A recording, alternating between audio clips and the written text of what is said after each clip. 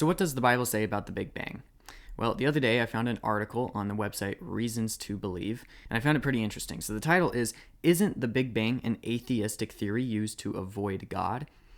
And this is what it has to say. No.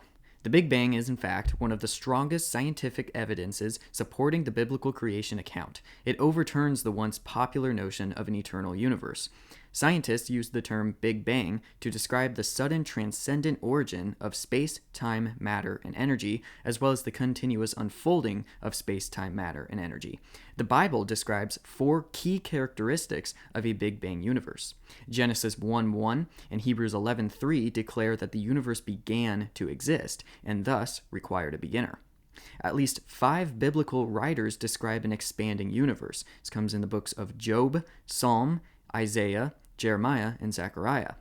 Scripture also talks about the constancy of the laws of physics, most explicitly in Jeremiah 33:25-26. Romans 8:18-21 notes the effects of a pervasive law of decay. These characteristics, a singular beginning, cosmic expansion, and constant laws of physics, including the law of decay, essentially define a Big Bang universe.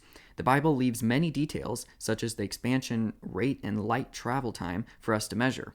However, this correspondence between the biblical description of the universe, authored thousands of years ago, and the best scientific understanding of the universe provides strong evidence for the supernatural inspiration of the words of God, or the words of the Bible.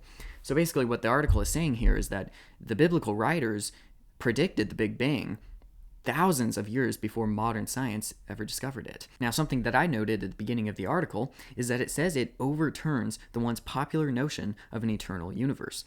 You see, what's significant here is that atheists back in the day, a popular theory was that the universe was just eternal, and that removed the need for God's existence. But the problem is that we have undeniable evidence that the Big Bang did take place, which means God is needed because the universe had a beginning. If the universe has a beginning, then it must have a cause. Now, I've had conversations with people before, friends, who have told me that, well, this information makes sense to me. I do believe that something had to have come before the universe, something had to cause it, but I'm not convinced that the Bible is necessarily where that answer is found, or that that's necessarily where God is revealed to us. And I think that information like what's found in this article from Reasons to Believe is the true stepping stones to finding God in the Bible, finding the evidence for the Bible's reliability. So check it out. It's on Reasons to Believe. I will 100% have the article linked below or above, depending on where you're watching this, really.